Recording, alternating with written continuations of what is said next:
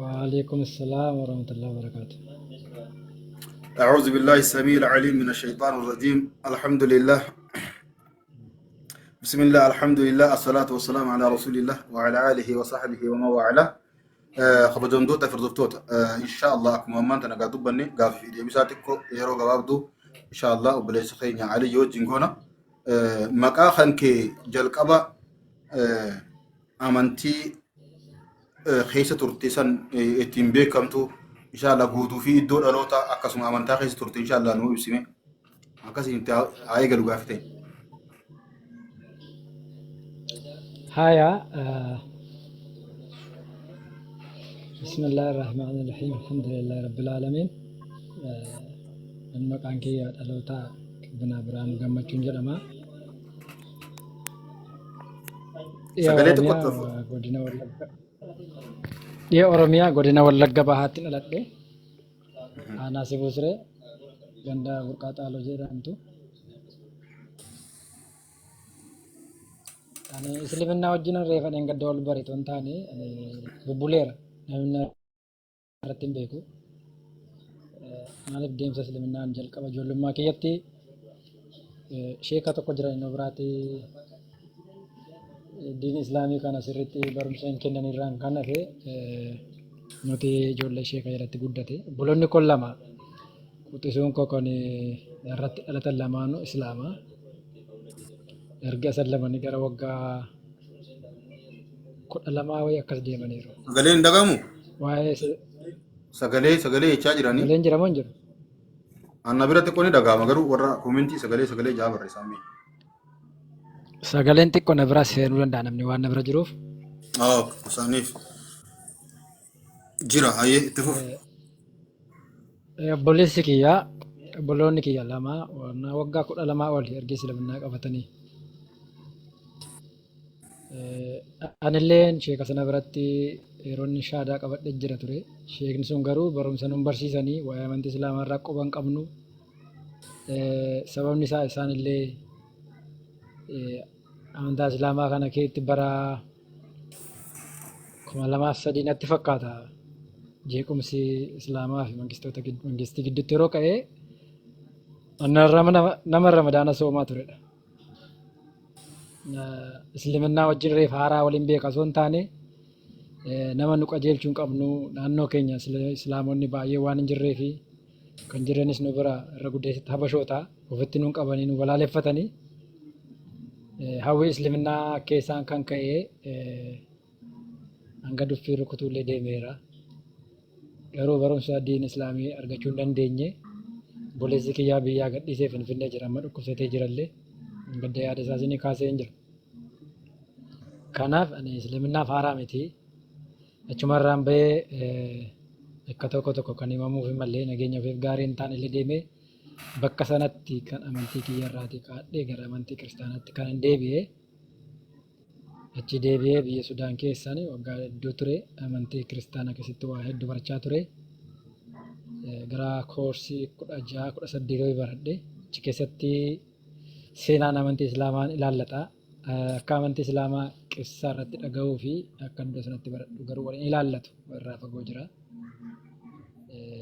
Barumsa yeroo amantii kiristaanaa keessatti barannu jechuudha. Histirii yookaan seenaa amantii Islaamaa kan jedhu keessatti yeroo barannu barsiisaan barsiisuu wajjin illee yeroo itti wal'aansa wal qabnu jira. Sababni isaa nama qissaa amantii Islaamaa irraa dhagaa ture waan ta'eef dhaamsaan jechuudha qissaa jechuun. Dhaamsaan dhagaa waan tureef jallisee fudhachuun isaan ta'u qajeelchee fudhachuun isaan ta'u gidduu kanan ture. Gaafani biyya kana seenu namicha bira seenee Arabaa deemsa kiyya ilaalee haala jireenya kiyya ilaalee ati Islaamadha kiristaana miti naan jedha. Maqaa kiyya waamuu gaafa dadhabuun Aliyyidha itti himee si fuudhee akka deemaa amantii Islaamaa qabadhu na kadhachaa ture. Akka carraa yeroo sana mataan itti jabaadhee milkoofne jechuudha. Inni oleen bulee isa biraallee hin bahee magaalaa Abu Dhaabee jira. Akka carraa ji'a jaan darbe kananii ustaaz Abu Mu'aaz fa'aa wajjin haasaa jalqabee yeroon seenu isaan irraa faayit na godhu ani bifa jijjiirradheen jala taa'ee koomentii barreessaa yoo isaan ol nan galchine isumarraa kan ka'u aappii Olii quraani kan jedhu tokko isa buufadhee isarraatiin dubbisuu jalqabe jechuudha. Maaliif afaan Oromoffaan illee namni nu deeggaru hin jiru waan ta'eef namni nan amanuu naatiin. Sababni isaa haasaa jajjabaa waan haasa'uuf gaaffii jajjabaa waan itti kaasuuf namni ofirraa faayit na godha. Maaliif deema namni na fudhatu hin jiru. Ofitti nan buutan jechuudha. Maas jira addana kana Ustaaz Farahaan immoo na bilookeera iyyuu mana isaa akka hin seenne. Yeroo hedduu wajjin haasa'uu gootanii? Jajjabeessaa nan seenaa yeroo hin seenu haasaa yeroo hin seenu hin gaafadha. Gaaffiin gaafadhu sana irratti naa kennuurra yeroo san na gaafatanitti gaaffii sana namni ciireen gaafadha dabalee ammallee. Achuma irratti sii deebise kanarra maal eddata haasaa baay'ee si barbaada inni darbatanii dafanii. Sababni isaa ijoolleen salphaatti gaaffii dadhaban waan jiraniif isaan jala jechuudha. An garuu waa'een amantii kanaa waan an quba qabuufan jajjabeessee gaafadha. Isaan irratti nu banne ergima isaan utuma isaan ofirraa faayit na godhanillee ofii kiyyaati waan hordofee maal jedhee gadda of mureechas bahee ramadaanallee ani ciitii nan soomaa ture salaataaf hin deemne masjiida irraan kan hafe buleessiin gadi na wajjin ture isa biratti faxxaraan ture inni illee quban qabu maalitti akkan jiru ani ciitii maan deemaan ture jechuudha durallee bakka mana amantaa kee kiristaanatti illee waliin galu gaaffiin kaasaa yoo waa jallate kun maal hin jedhaa achitti illee walii galteen qabu. Sababni isaa waan jabeessu tokko jabeesseen gaafadha. Waan baradhee tokko jabeessee akka wanti sun galma ga'uuf gaafadha waan ta'eef walii galteen hin ulfaata jechuudha iddoo sanatti. Dhiibbaa walirra gaggeessinaa. Sadarkaa kana ga'ee hin gadda akka carraanii cherchiima keessa taa'ee murteessa jechuudha torban kaleessaa. Cherchii keessa taa'ee yoo yaadee dhumarratti sheek Riyaad Gammadaa yaada koo keessan galchee taa'ee yaada kiyya keessa dhufanii ijoolleen asirratti wajjin falamii gaggeessu hundi isaanii yaada koo keessa bulanii giseen achi bahu kalaasan murteessuun qaba waan kun na dhiibaa jira kan jedhu murteesse torbee tokko guutuun onlaayinii kanarraa eenyullee hin arganne sineen illee arganne nama kamillee argine akka carraa inuma badee hundumtu yoo onlaayinii kana seenu gastii yoo seenu namoota wal arrabsan suuraa wal garagashantu jira malee dhimma diin islaamii kanaa isa tokko illee arganne jechuudha. Fatanaan torbee kana keessa na mudateedha kun. Sadarkaa kanaan as ga'e akka salphaatti miti. Amantii islaamaa immoo duraan quba qabaan ijoollummaa kiyyarraan quba qabaa. Ni qamaanaa qama of deemna turre sheekni taa'anii Sayyid Abbaa Raboo kan jedhan akarramanii dibbee rukutamaa iddoo sanatti ni ragadamaa. Moolii dafaa kanatu ba'aa. Garuu barumsi hin jiru iddoo sana. Gariibota kana quban qaba maal akka isaan gaggeessan maal akka godhan sirriitti quba qaba. Garuu barumsa barachuudhaaf ni tattaafadha ture. Yoo yaadatan hin beeku naannoo Awuliyaa Masgiidiitti natti fakkaata. Ustaaz Raayyaa Abbaa Macaa guyyaa tokko dubbiseen ture barumsa diin islaamii barbaada jedhee isaan yeroo isaan dhiibbaa turatti gaggeeffamaa jira nama wajjin haasa'ullee isaanitti ulfaata ture. Gaafadheen ture hin milkoofne anillee achumarraan biyyaa bahee irra biyyaa argi bahee gara waggaa 8 oli. Biyya maqaa keessa ture jechuudha. Achumarraan gara Emireet kana dhufe. Islaamaaf jalqaba gaafa dura jalqaba maaltu sababa sii ta'e akka dhugaa kana barbaaddu akka amantaa kana hordoftu maaltu si godhe jalqaba isaa gabaasuma. Jalqaba nuti jimaa kana qama'uu fi sheeka kana bukkee deemna. Sheekni kun nu gorsanii. Nu gorsanii gorsataan nu kennan sun na keessa bulee. Garuu waan kana gadi taa'ee quraana qara'uudhaaf yookaan immoo waan kana qo'achuudhaaf immoo carraan arganne nama hin arganne ni soqaa nu bira kan jiran baay'een isaanii islaamni Oromoo nu bira baay'een jiran habashoota jira ofitti nu butanii sababni isaa ooyiruullee nurraatii waan fudhatanii qotatanii fi garqee isaanitti nu amananii dhiibbaan dur waan jiruuf diin islaamii kana barachuudhaaf dhiibbaa maaliif keessa kiyya waan bubbuluuf ni gaggaafadhaa. Ni iyyaafadha ergiitti seenillee baay'ee tattaafadhe garuu milkoofne barbaadaa ture.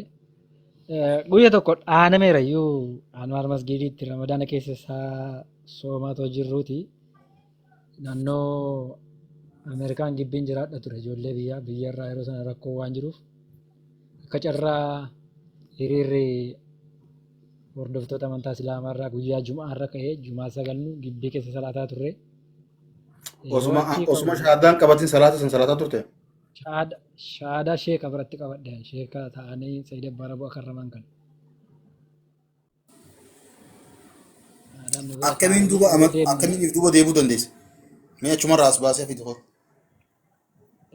carraa barumsaallee argachuu hin dandeenye tokko isa kana lammeeffata immoo naannoo keenyatti hin fudhataman qabu.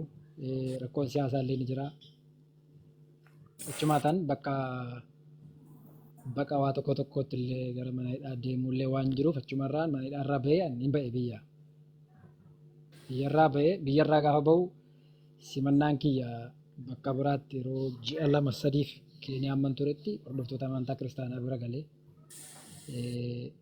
iddoo sanarra gahullee gargaarsa waan na barbaachisuuf gargaarsa kanaaf illee boqoo kiyya gadi qabee jiraachaa ture jechuudha.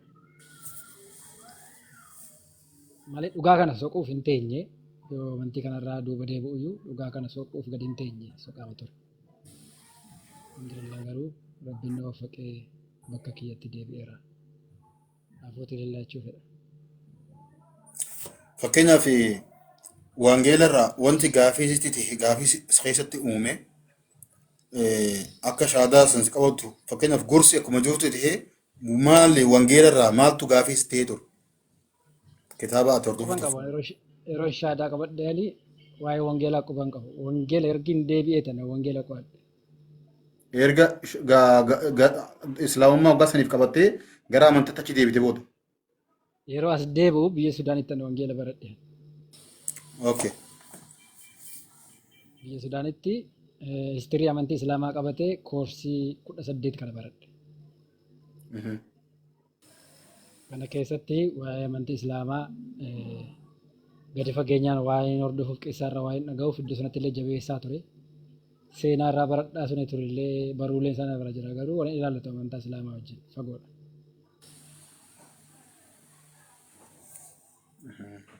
Kanaaf wangeela keessaa gaaffii wanti namatti kaasanii tokko waamti gooftaa Yesuus Kiristoos jedhu mataasaa seera qabeessaan hin ibsamu. Yoo gaafattee waan barumsiif hin malle hin gaafatiin siin jedhamarraan kan hafe deebii gahaa kan sii kennu hin jiru. Sababni isaa fakkeenya yoo iddoo tokko fudhee namni akka gooftaa Yesuus Kiristoos bara baraan jiraata kan jedhu ni jira fakkeenyaaf. Nama kana yoo gaafatte isa kana si deebi'uu hin danda'u. Namni lama jechuudha fakkeenyaaf gooftaa lama qabaachuu hin dandeenyu. Ergi gooftaa Yesuus Kiristoos bara baraan jiraata ta'eeti Malaka Saayid namni jedhamu kun inni bara baraan jiraatu gabbarri kan kaffalamuu fi sun maaliif isa gituu danda'e yoo gaafatte tiksiin isa deebisu tokko isaa dhufuu danda'u. Abaddan uttoo ol cirte gad cirte wangeela kana keessaa barbaadde eenyuun deebisuu danda'u argachuu illee danda'u hiikkaasa. Dhoksaan kun gaaffii. Lama. Ani isa na ergeefan ergama kan jedhu ni jira. Wangeelarra. Sadaffaa ani waan nama godhu kun kan koo otoo hin taane hojii koo otoo hin taane hojii abbaa kootiin raawwachuu dhufe jedha. Afur yaa abbaa lubbuu kun harka keetti kennadha kan jedhe mataan isaa kunillee gaaffii namni isa kanallee deebisuu hin danda'u. Dimshaashumatti hafuura qulqulluutu akkasiin jedhamarraan kan hafe deebisiin deebi'u. Shanaffaa waan godhan tokkollee hin beekaniiti ati isaaniif dhiise yaa abbaa jedhe yeroo kadhatu ani isinii dhiiseera maaf hin jenne kun hiika barbaada. Tooppiidha kun. Namni kana namaa deebisu hin jiru. Maaliif yoo gaaffii gaafattee tiksii barbaacha deemamarraan kan hafe gaaffiin seera qabeessaa dhufu hin jiru jechuudha. Deebiin seera qabeessaan namaaf deebi'u waan hin jirree fi gaaffii sammuutti baatanii jireenya ofii oofuun immoo fuula rabbitti illee booditti nama gaafachiisu waan jiruuf tokko bakka kanarratti immoo achi kan barsiifamu amantaan Islaamaa gooftaa Yesuus Kiristoosiin akka balaaleffatan akka hin beekne fudhatama kan qabne itti ibsama. Garuu quraana keessatti hadiisa keessatti kan dubbatu immoo nabiyullaa isaa ergamaa rabbii ta'uu isaa yeroo maqaan isaa dhahamullee rahmana rabbii sirraa bu'u jechaa waan maqaa dhahama kabajaa qaba iddoo kanatti. Achitti macaafa qulqulluu keetti kan jedhu nama akkasuma maqaa godhe osoo hin adabeen nafuu kan jedhu illee ni jira. Achi sana garuu yoo gufatame illee yoo nama rabsame illee maqaan akka salphaatti dhahama. Kabajni iddoo sanarra moo iddoo kam jira kan jedhu illee itti ilmaama keessan galchee. waa kana oofaa ture waggaa 6-7 akkas. maashaallah. Tooppiin Hima tooppiin namni kun sitti gaa himu qofa eeyyan. osoo hin taane wanni akka barnootaan barattee dubbiftee qorattee irra geessuu fi kan namni sitti himu tokko miti. Ifii keetii gisee dhugaa san barbaacha barnootaan baratuudhaan gaafa tattaaffii goote sani irra guddaa haa si tasgabbeessu. Barnoonni hedduu bu'aa qaba. Amantaa kamuu keessatti namni waa beekuu fi namni waa hin beekne waliin qixxaatu. Aleeksi dhufee jiree baga dhufee galatoomii mee jiruun islaamummaa keessaatii fi gartee islaamummaa alaa akkamii ibsita? Jiruun islaamummaa keessaa fi jiruun islaamummaan alaa baay'ee ulfaataadha, fatanaa qaba. Maaliif yoo jettee amantaa islaamummaa keessatti wal jaallachuu jira, wal kabajuu jira. Haalli ijaarsa amantii mana amantaa illee waan dameetti fofoxoqaa qabu hin qabu. Kun na laallataan hin jiru. Hundeen amantii kanaatiif makkaa yoo ta'u, ka'aabaan kun itti naannee kan jiru maayinni masjida damee jalatti baafameetu. Masjidni xinnoon illee ijaaramte masjida abaluu hin jedhamtu, maqaan ittiin moggaafamu, maqaan nama dhuunfaan hin waamamtu. Yookaan immoo quraana keessa juuzii tokko itti moggaasan kun masjida akkasiitiin jedhamu. Waan kanallee quraana keessaallee soqaa ture hin arganne. Akkas deebinee amantiin kee turetti yoo deebi'e immoo kun mul'ata kiyya kan jedhu jira. Kun baafateechi ba'a, kun isa sana baafateechi ba'a. Jaalalleellee isaan gidduun jiru, tokkummaan hin jiru. Asirratti yoo gaaffii natti ta'u tokko tattaafadhee ture. Biyya kana keessatti illee namni gaafachuu barbaade qaama illee dhufee na gaafate ibsa kennaaf. Maaliif akka amantaa kiristaanaatti tokko hin taanu? Maaliif waliin jaallannu kan jedhu dhiibbaallee gaggeessaa ture as keessa. Jiran yoo barbaadan as baanee dubbatan as jala. Kun as jiran amma dhaggeeffatu yoo kan dhufanii naa gaafatan. Maaf tokko hin taanu? Maaliif wal dhiibna? Maaf wal jibbina? Jedhee yeroo kaasu an mul'ata mataa kiyyaa. Kun tokko nama waaqayyoo waaqessatu hin taane nama daldala nama fakkeessa. Suuqiidha kan qofaatti banatan yookaan baqaalaadhaan kan hafe. Tokko isa kanarratti bu'uura gajjabeessee kan na dhaabe kan godhe ijaarsi masjida islaamummaa irratti ijaaramee jiru waan maqaa dhuunfaan hin waamamneef kun na ilaallataa, kun barsiisa abaluutiin jedhu quraana rabbii sodaachaa ka'abaa rabbii hundee godhachaati. Hundeen masjida islaamaati ka'abaa rabbiiti. Achirraati dameen masjidota addunyaa kana irratti ijaaraman hundumtuyyuu kan isheen ilaallattu hundeen isheen kan ilaallattu makkaa jechuudha. Nunoo amantaa kiristaanaa keessatti immoo ilaaltu hundeen waldaa kiristaanaa Yerusaalem yoo ta'e mataa keenyaan akka suuqitti banannee waan qabnuuf ani illee boru ka'ee waa akkas mana kireessee jalqabee hordoftoota hedduu argadhaa kan waaqeffamu waaquma sanaa waan akka kanaallee jira baay'ee ulfaataa. Ammallee ani illee bakka sanaa baheera. Rabbiin tokkummaa isaaniif haa kennu, isaaniif du'aa gochuu fedha kanaan fuudha. Maashaallah. Yeroo namni gara amantii islaamaadhaa dhufe waa barbaacha deemee sihirii itti godhame dubartii jechaaf islaamummaa tana fudhate waa hedduu jaama. Waan si dhaqqabe mudannoon si mudate kanaa wajjin wal qabate yoo jiraate. Reedii ammatti wanti na mudate hin jiru. Sichi na mudachuu kan danda'u nama dalagaa hin qabne waan ta'eef dalagaa hin qabu maallaqa barbaacha deemee naan jechuu danda'an. Waggaa 2 garuu dalagaa qabaadhee hin jiraanneen rabbitu na jiraachise iddoo kanaan na ga'e. Biyya Imireet keessa ta'e dalagaan hin ulfaata. Dhiiraaf baay'ee fatanaadha. Ustaaz Ahmed jala jiran beeka. Fatanaan dhiira biyya kana keessatti ijoollee dhiiraa hin mudata. Naaf iddoo hin qabu. Sababni isaa nama of ta'ee jiraatu kaleessallee na beekanii lixxifiin jiraadhee hin beeku. Harki kiyyallee deemee waa hatee illee jiraadhee hin beeku. Alhamdulillah rabbil aalamiin. Adabaan an jiraachaa ture biyya kana keessatti.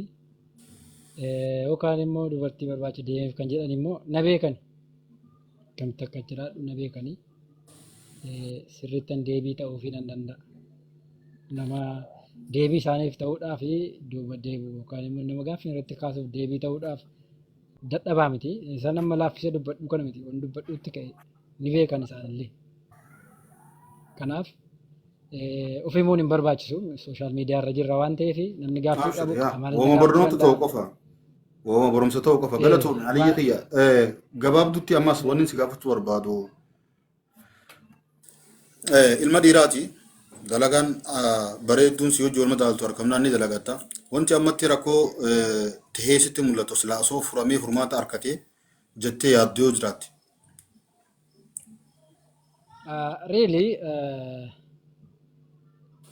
son dubbachuu haadha natti tola sababni isaa Abshir hin bareedullee. namaa fi miti kan jiraattu habiibi. Haaya ani biyya kana keessa argiseenii waggaa 3 fixeera waggaa tokkoo fi ji'a 2 qofaan hojii dalagee kaampaaniin akka carraa faayitor goonee walirraa baane. Achi bahee ton dalagaa soqaa jiru viizaan dalaksiisuuf jedhuuti kaampaaniin na bilookee isallee mana murtii dhiyeessee ofirraa kaase. Kanaaf biyya kana keessa rakkoo waraqaarraan kanafu jireenyi kaan hin jiraatama.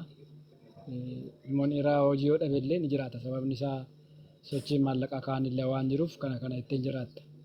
Qabaan tokko tokko yeroo jiraattu haala nageenya biyya keenya irraan kan hafe irraan kan sodaachisuun irraa kan hafe jireenya amma kanatti natti ulfaatu hin jiru. Garuu waraqaa eeyyamaa gaafata biyyi kun keessi. Okay. Namni amma as jala na barreessitan suni hojii kana jireettanii inshallah isallee qunnama nallee qunnama galatooma waa'ee kanaa keessa gad seennee baalle keessaa wal jidu bannoo danda'am inshallah waan hafe keessaa wajjaa sun waa'ee kana irratti inshallah mee namoota gara islaamaa dhufuu barbaadan kan gartee akkanumatti sodaatanii dhiisan ergaa natti qabduuf jiraate warra gana islaamaa fudhachuu barbaadu. Tokko dhaamsaan qabu tokko inni warra dhufu barbaanne osoo hin taane gaafa gaaffiif deebiitti dhufnu bakka kanarratti gaafa dhiyaannu waa filannoo gochuudhaaf yookaan dhugaa soquuf iddoo kana dhufna poolitikaaf iddoo kanarra dhufnu gaafa gaaffiif deebiitti dhufnu kana obsaan waan dhugaan eessa jirtu jechuudhaan otoo soquuf deemne baay'ee misha dhugaan eessa jirti. Amantii kiyya fakkeenyaaf amantiin qabadhee deema amma dura keessatti maqaa kiyyaan amantii kee ceephaa hin beeku amantiin kee ture geettatti sababni isaa maqaa kiyyaan amantiin kee jiru akka ceephamu ni eeyyamu biyya tokkollee sadiillee keessa bulu jechuudha. Kanaafu yoo namni tokko adabaan gattaa'ee barumsa baratu yookaan iddoo isaaf hin galletti gaaffii gaafatu yoo jiraate dhugaan hin galtiif. Yoo immoo lakkii adaba hin qabnu shubbisateen shubbisnee deebina yoo jedhe dhugaan hin galtuuf tonni gurratti gannaqanillee yoo adabaan gattaa'ee gaaffii gaafatamu sanatti tooppii barbaade lafa dadhabetti dadhabe lafa mo'ametti mo'ame jedhee yoo amanate dhugaan hin galtiif yoo akkasiin taane dhugaan hin galtu. Namni dhugaa barbaadu tokko immoo lafa qorraan taa'u biyyaattillee namni dhugaa barbaadu tokko fakkeenyaaf abbaan seeraa tokko dhugaa barbaacha yookaan maatiyyeessaa tokko gaafa dhugaa barbaacha mana murtiitti deebitu baadiyyaadhaa lafa barii kaateetu isarratti isa teessoorra taa'ee murtii kennuuf barbaachaatti garuu kan murtii kennu rabbi. Akka mootummaa biyya lafaatti kan taa'e nama murtii kennu abbaa murtii waan ta'eef isa barbaacha tiyyeessa dhiibbaa qabeenya irratti dhiibbaa irratti gaggeeffame fixeensa dhooftee yookaan dhoqqee kan cirtee dhattee achi geessee boosee dhugaa barbaaddi. Nunoo dhoqqee baay'ee keessa jirra. Dhoqqeen anan jedhamne akka anan jedhamne keessa waan jiruuf dhugaa kana hasoqnu gatteenye. Yeroo dhugaa soqannu immoo obsaan akka nama waan dhugaa tokko barbaacha dhufeetti sammuu keetti qayyabachaa yookaan immoo dhaqeen jeeqee ba'a yookaan dhaqeen kana kaasee ba'a otoo hin taane dhaqeen dhugaa kanarratti yoo dhugaa argadhe amansiisee dhufa yoo dhugaa na biraa dhibamte immoo amanee dhufaatti amanee manaa ba'uu qaba yookaan immoo amanee garsiisee nu qaba namni dhufu. Dhaamsa kana naamaaf kun ogummaa gaafata waa gaafatanii waa barachuu.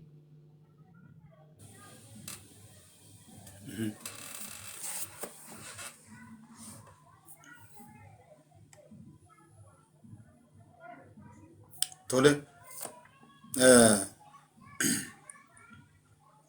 wantiin ani egaa siif hawwu yookaan siifillee dhaamuu barbaadu qormaanni dhufuu danda'a. Qormaanni yookaan fitinaan garaagaraa sin qunnamuun dhufuu danda'a. Walaakin irratti obsuu irratti gartee waan kanarratti obsitee birachi dabruudha si gaafata. Gartee ammallee barnoonni murteessaadha. Akkuma gartee san duraa fuugaa barnoota yoo xiqqaate koorsii gara 18 akkas fudhadheette maashaallah. kanallee barattee gartee hunda ilachuutu walmaddii qabdee atummaanuu beekumsaan nama yaamuu ni dandeessa gara diinitti jechuudha. Inni ammoo jiruu duniyaadhaa haala mijjeessuudha inshaallah waan yerooti ni dabra bira dabartaa ilma dhiiraati inshaallah. Kana gara keessaatiin inshaallah dubbanna.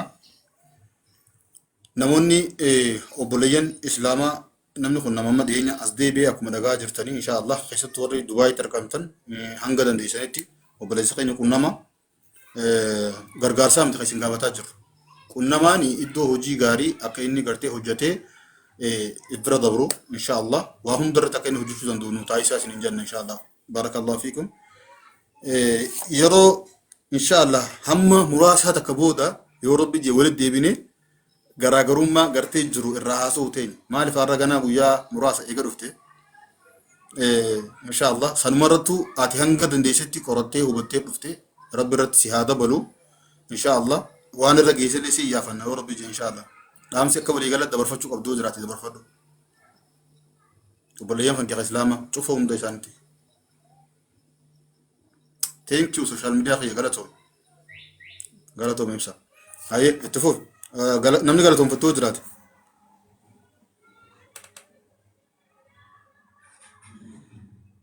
network isaa qabee jira. Alex ajjala jirtaa namni gaa chaalenjii guddaa waliin qophaa'aa jiru namni tokko Alex har'a sagantaan kun isaa hojii qabna yoo jiraate ajjala nu barreessi Alex nin jira jee shabaqaa isaa rakkoo qaba Alex taayee